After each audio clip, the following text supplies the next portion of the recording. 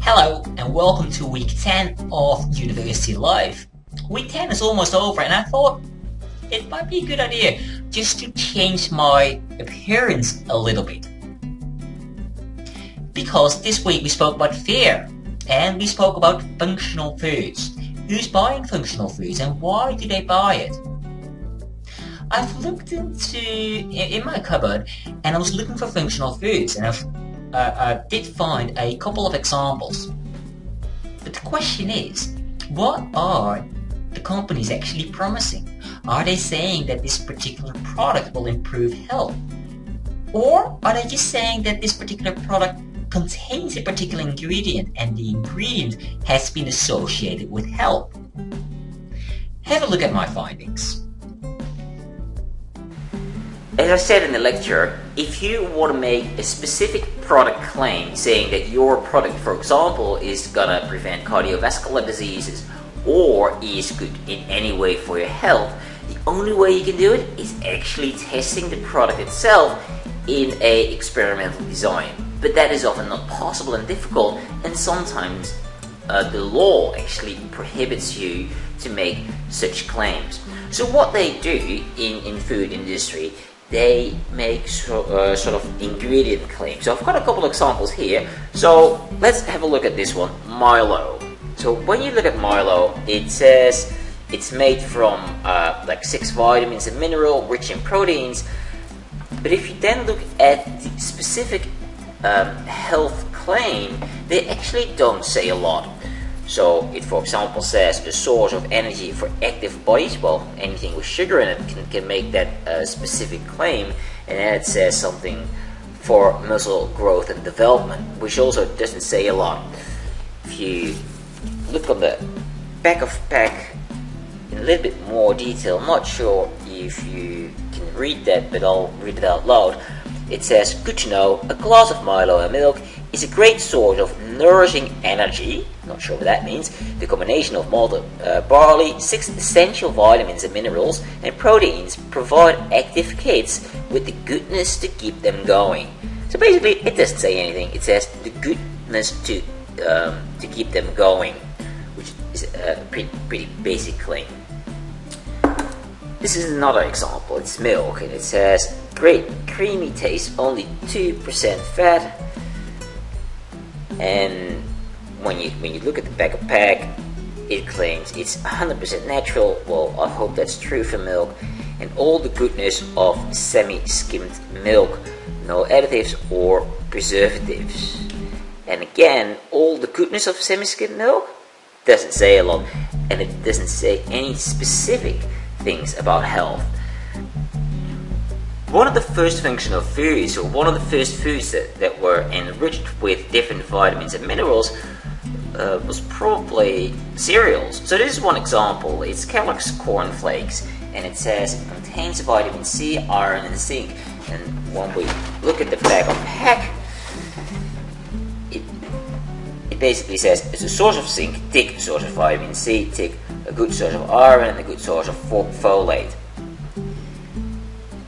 Then they explain what that means. For example, zinc is needed for a healthy immune system to help protect the body. But when you look closely, it actually doesn't say that this particular product is needed for a healthy immune system to protect the body. They basically say this product contains zinc, and zinc is needed for a healthy immune system to protect to help protect the body, but it doesn't say that this particular product will do that. So basically they say we've got an ingredient and this is what that ingredient does, but there's no evidence that this particular product actually is going to improve your health. And when you look at their logo, simply lasting goodness, again, that doesn't say a lot. So a lot of these health claims are not really health claims, but more sort of ingredient claims. They say that a product has a particular ingredient and that particular ingredient is good for health, but there's no proof that the product is actually good for health. And my last example of functional foods is this Red Bull energy drink. When you look on the pack, it says vitalizes the body and mind.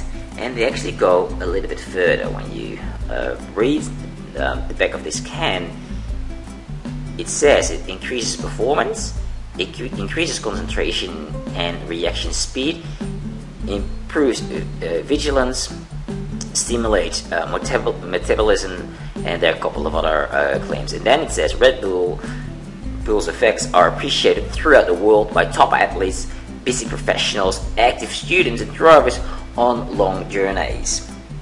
Well, if you think about these claims, you gotta ask yourself the question, how has that been investigated? I'm not sure if they ever investigated it, but this is certainly a claim that should have been investigated, because it's more specific on a specific outcome. It says Red Bull, if you drink that, it will increase performance. When you drink Red Bull, it will increase concentration and reaction speed. It could well be that that's true, because it contains, of course, a lot of caffeine, but these claims are quite different from a claim, for example, made by cornflakes, in which they simply say it contains vitamin C, and vitamin C is good for blah blah blah. Again, it doesn't say anything about the product itself. So, the last example are these Oreo cookies. It's sort of a suggested healthiness, but it's not healthy at all. For example, it says milk's favorite cookie, and it has a nice glass of milk on the front of the pack and the Oreo cookie. But the cookie itself, of course, doesn't contain anything of the goodness of milk. It just says it goes well with milk. But I'm not sure how many children will eat this particular cookie with milk. And then we've got these things, instant natural proteins. So those are not really a functional food, basically, because it's not a food, it's a supplement. And that's also the reason why they often can make the most ridiculous claims. For this one, it, for example, says it helps healthy heart function. Because it's not really a food, they don't have to comply with regulations for foods as such. I'm not really sure whether that has been changed in the past couple of years, because I didn't keep track of it. But what you can see is that when you go to a health shop and you look at the claims on health supplements, they are the most ridiculous claims. Researchers have investigated the effectiveness of supplements, and in a healthy population, there's no proof whatsoever that the supplements work. These are just a couple of examples of functional foods.